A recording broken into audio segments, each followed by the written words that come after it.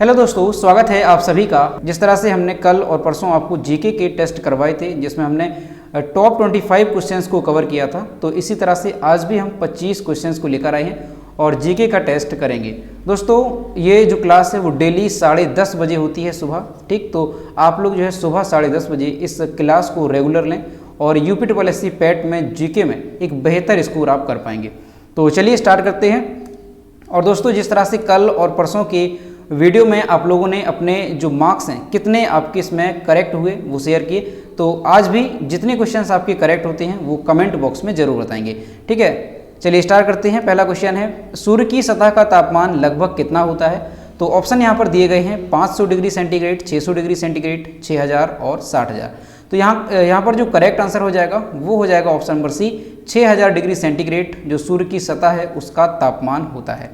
आगे बढ़ते हैं। अगला क्वेश्चन है, सवाना घास के मैदान किस महाद्वीप में पाए जाते हैं? तो जो सवाना के घास के मैदान हैं ये कहाँ पर होते हैं? तो याद रखेंगे आप, अफ्रीका महाद्वीप में जो है सवाना घास के मैदान होते हैं। तो ऑप्शन नंबर बी इसका करेक्ट हो जाएगा। आगे बढ़ते हैं। अगला क्वेश्चन है, किस संविधान संशोधन के द्वारा पंचायती राज व्यवस्था लागू की गई थी? तो यहाँ पर पूछा जा रहा है कि कौन से संविधान संशोधन के द्वारा जो पंचायती राज व्यवस्था है वो संविधान में जो है लागू की गई थी। तो ऑप्शन नंबर यहाँ पर करेक्ट हो जाएगा हमारा सी, 73वें संविधान संशोधन के द्वारा। और दोस्तों याद रखेंगे जो 73वां संविधान संशोधन है ये कब हुआ था, तो वो भी आप याद रखेंगे। तो 1992 में जो 73वां संविधान संशोधन है वो हुआ था, ठीक। और 73वें संविधान संशोधन के तहत क्या जोड़ा गया? तो याद रखेंगे पंचायती राज व्यवस्था जो है संविधान में जोड़ी गई थी। आगे बढ़ते हैं। अगला क्वेश्चन है, यदि भारत का राष्ट्रपति इस्तीफा देना चाहें तो वह अपना इस्तीफा किसे सौंपेंगे? यानी जो भारत के राष्ट्रपति हैं वो अपना इस्तीफा किसे देते हैं? तो इसका जो करेक्ट आंसर हो जाएगा वो हो जाएगा ऑप्शन नंबर ए, उपराष्ट्रपति को। याद रखेंगे, काफ़ी इंपॉर्टेंट है कि जो देश के राष्ट्रपति हैं वो अगर अपना इस्तीफा देना चाहते हैं तो वो किसे देंगे? तो उपराष्ट्रपति को वो अपना इस्तीफा देते हैं। अगला क्वेश्चन है, पानीपत का तीसरा युद्ध जो है ये कब हुआ था? तो यहाँ पर पूछा गया पानीपत का तीसरा युद्ध। दोस्तों मोस्ट इंपॉर्टेंट है, कई बार एग्जामों में ये क्वेश्चन पूछा गया है, पानीपत का युद्ध पहला, दूसरा और तीसरा। तो यहाँ पूछा जा रहा है तीसरा युद्ध का जो है ये किसके बीच में हुआ था? तो यहाँ आपका ऑप्शन करेक्ट हो जाएगा कौन सा? यहाँ पर हो जाएगा आपका ऑप्शन नंबर सी, मराठों और अहमद शाह अब्दाली के बीच में हुआ था पानीपत का तीसरा युद्ध। अब दोस्तों यहाँ पर हम पानीपत के तीनों युद्धों को देखेंगे, ठीक। जो पहला युद्ध है फर्स्ट, ये कब हुआ था? 1526 में हुआ था। जो सेकंड है ये आपका कब हुआ था पानीपत का? तो ये हुआ था 1556 में। याद रखेंगे 1526 में पहला और दूसरा हुआ 1556 में, और जो तीसरा युद्ध है वो हुआ था आपका, जो थर्ड है वो हुआ था 1761 में। और यही यहाँ पर पूछा जा रहा है कि तीसरा युद्ध जो है ये किसके बीच हुआ? तो मराठों और अहमद शाह अब्दाली के बीच। और कब हुआ था? तो 1761 ईस्वी में हुआ था। ये बात आप यहाँ से याद रखेंगे। दोस्तों जो पहला युद्ध है 1526 में हुआ था, ये किसके बीच हुआ था? तो ध्यान रखेंगे आप, बाबर और इब्राहिम लोदी के बीच में हुआ था पानीपत का पहला युद्ध, ठीक। जो दूसरा युद्ध है वो किसके बीच में हुआ था? तो दूसरा युद्ध हुआ था अकबर और हेमू के बीच में, ठीक है, ध्यान रखेंगे। दोस्तों जो पानीपत का पहला युद्ध हुआ था ये काफ़ी इंटरेस्टिंग था। क्यों था? क्योंकि जो बाबर थे इनकी जो सेना है वो काफ़ी कम थी, 20 या 25 हज़ार के लगभग इनकी सेना थी। और जो दूसरी तरफ इब्राहिम लोदी थे उनकी सेना विशाल थी, लगभग 1 लाख के ऊपर उनकी जो सेना है वो मानी जाती है, 1,10,000 या 1,20,000। इसके बावजूद भी जो इब्राहिम लोदी हैं वो पानीपत के युद्ध में बाबर से हार गए थे। क्यों हार गए थे? दोस्तों यहाँ से क्वेश्चन बनता है कि बाबर ने जो पानीपत का युद्ध हुआ था पहला, उसमें युद्ध के समय कौन सी पद्धति जो है अपनाई थी? तो आप याद रखेंगे तुलुगामा पद्धति। कौन सी है? तुलुगामा पद्धति जो है बाबर ने अपनाई थी युद्ध के समय, और इसी पद्धति की वजह से जो बाबर है वो विजयी हुए थे पानीपत के पहले युद्ध में, ठीक, याद रखेंगे। और इसमें बाबर ने 20 तोपों, लगभग 20 तोपों का इस्तेमाल किया था, इस वजह से जो बाबर हैं वो विजयी हुए थे, ठीक। तो ये याद रखेंगे पानीपत के तीनों युद्ध, 1526, 1556 और 1761। आगे बढ़ते हैं। अगला क्वेश्चन है, भगवान महावीर जैन का जन्म कहाँ पर हुआ था? तो महावीर स्वामी का यहाँ पर जन्म पूछा जा रहा है। ऑप्शन नंबर यहाँ पर करेक्ट हो जाएगा ए, वैशाली में जन्म हुआ था महावीर स्वामी का, ठीक। आगे बढ़ते हैं। अगला क्वेश्चन है, प्रोटॉन की खोज किसने की थी? तो प्रोटॉन की जो खोज है वो की गई थी रदरफोर्ड के द्वारा। ऑप्शन नंबर ए यहाँ पर करेक्ट हो जाएगा। अगला क्वेश्चन है, भारत का प्रथम परमाणु बिजली घर स्थापित किया गया था। तो भारत का जो पहला परमाणु बिजली घर है ये कहाँ पर स्थापित किया गया था? तो यहाँ पर जो ऑप्शन दिए गए हैं तारापुर, उदयपुर, हैदराबाद और रांची। तो इसका जो करेक्ट आंसर हो जाएगा वो हो जाएगा ऑप्शन नंबर ए, तारापुर में स्थापित किया गया था भारत का पहला परमाणु बिजली घर। ठीक, याद रखेंगे। और दोस्तों यहाँ से एक बात आपको बता दें कि जो आपका पैट का एग्जाम है इसमें अगर हम जीके की बात करें तो जीके और प्लस आपका करंट अफेयर्स ये कितने नंबर का पूछा जाएगा? टोटल 50 नंबर का।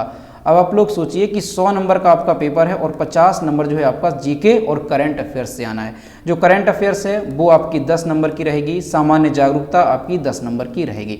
तो 20 नंबर ये आपके वहाँ से हो जाते हैं और 30 नंबर की आपकी जीके पूछी जाती है। अगर हम ओवरऑल देखें कि जीके और करंट अफेयर मिलाकर के कितने नंबर आएंगे तो 50 क्वेश्चंस आएंगे। इसलिए इसका जो सबसे ज़्यादा रोल है वो जीके का और करंट अफेयर्स का है। इसलिए आप जो है रेगुलर जीके के टेस्ट करते रहें और एक अच्छा स्कोर आप इसमें कर पाएंगे। तो अगला क्वेश्चन है, महान चिकित्सक चरक ये किसके दरबार में थे? तो पूछा जाता है कई बार कि जो चरक चिकित्सक थे ये किसके दरबार में थे? ऑप्शन नंबर यहाँ पर करेक्ट हो जाएगा बी, कनिष्क के दरबार में थे महान चिकित्सक चरक। ठीक, याद रखेंगे। अगला क्वेश्चन है, किसके शासनकाल के दौरान प्रथम बौद्ध संगीति का आयोजन किया गया था? तो यहाँ ऑप्शन दिए गए हैं बिंबिसार, अजातशत्रु, उदयन और इनमें से कोई नहीं।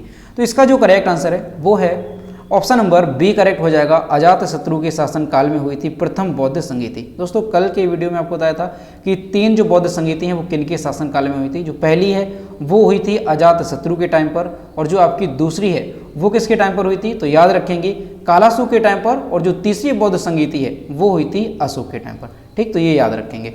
अगला क्वेश्चन है, गौतम बुद्ध द्वारा देह त्याग की घटना को बौद्ध धर्म में क्या कहा गया? तो ये क्वेश्चन भी कई बार एग्जाम में पूछा जाता है। तो याद रखेंगे आप कि गौतम बुद्ध की जो देह त्याग की घटना है उसे बौद्ध धर्म में महापरिनिर्वाण कहा जाता है। और दोस्तों यहाँ जो एक ऑप्शन दिया है महाभिनिष्क्रमण, ये भी शब्द बौद्ध धर्म से ही रिलेटेड है कि जो गौतम बुद्ध हैं उन्होंने जब अपना घर त्यागा था तो उनकी गृह त्याग की घटना को महाभिनिष्क्रमण कहा जाता है। तो दोनों ये आप याद रखेंगे, काफ़ी इंपॉर्टेंट है। अगला है, नाथुला दर्रा किस भारतीय राज्य में स्थित है? तो जो नाथुला दर्रा है ये सिक्किम में स्थित है। ऑप्शन नंबर सी इसका करेक्ट हो जाएगा। ठीक, याद रखेंगे। याद कैसे रख सकते हैं? नाथू का सिक्का जल गया, एक ट्रिक है छोटी सी, नाथू का सिक्का जल गया, याद रखेंगे। नाथुला दर्रा सिक्किम में है। आगे बढ़ते हैं। अगला क्वेश्चन है, भारतीय संविधान में मौलिक कर्तव्य ये किस देश के संविधान से लिए गए हैं? तो दोस्तों जो मौलिक कर्तव्य हैं ये भारत में किस देश के संविधान से लिए गए हैं? ऑप्शन नंबर करेक्ट हो जाएगा इसमें ए, रसिया से। जो रूस का संविधान है वहाँ से लिए गए हैं भारत में मौलिक कर्तव्य।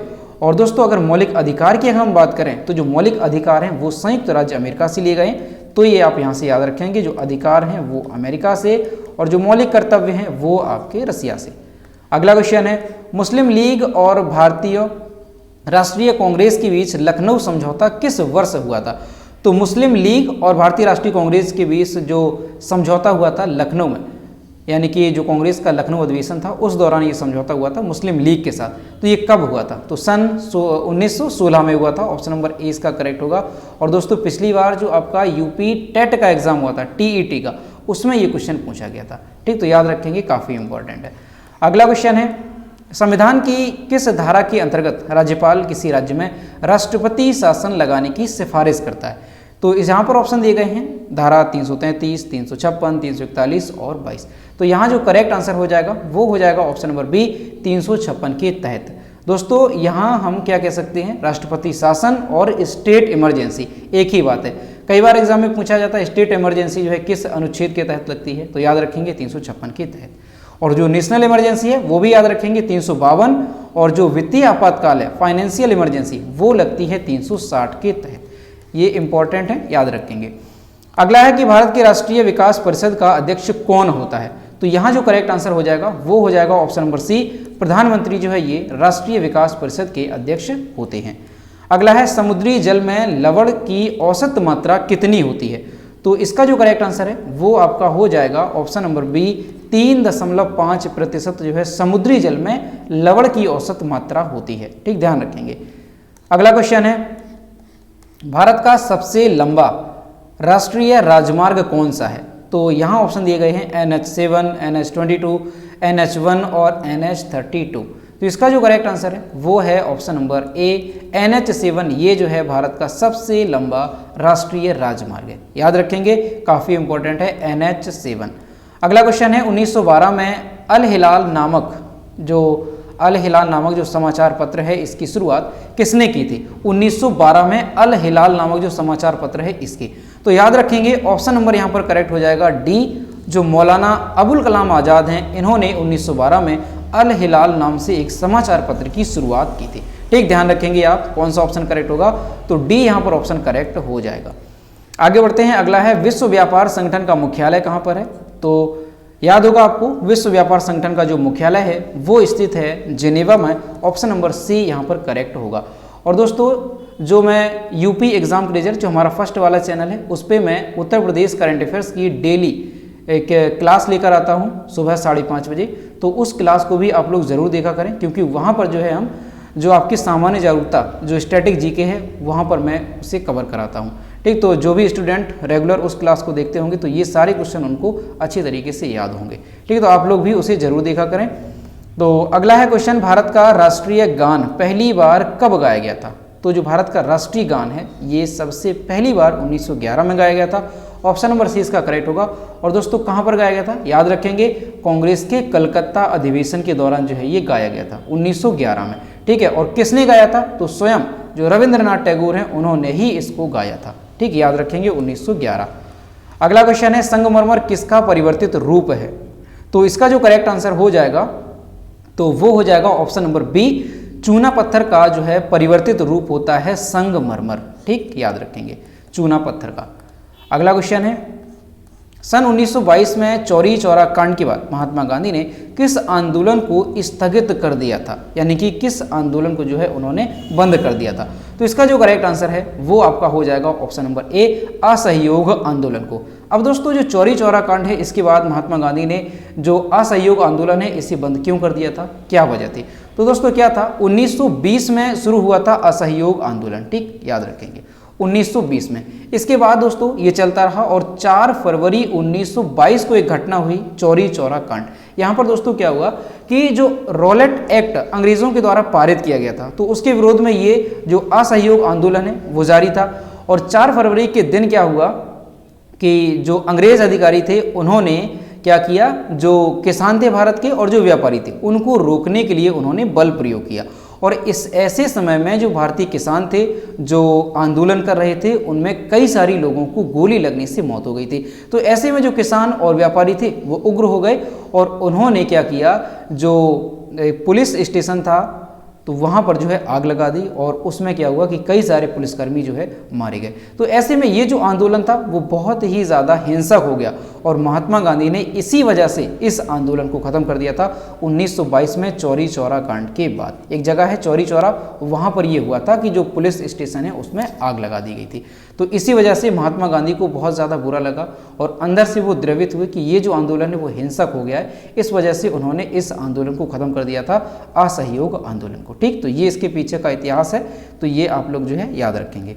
अगला है, असहयोग आंदोलन को और किस नाम से जाना जाता है? दोस्तों असहयोग आंदोलन को एक और नाम से जाना जाता है, तो ऑप्शन नंबर इसका करेक्ट हो जाएगा डी, सविनय अवज्ञा आंदोलन। तो यहाँ पर कंफ्यूज नहीं होना है, अगर आपको सविनय अवज्ञा आंदोलन आता है या असहयोग आंदोलन आता है तो एक ही बात है। ठीक, ध्यान रखेंगे असहयोग आंदोलन का ही नाम क्या है, सविनय अवज्ञा आंदोलन।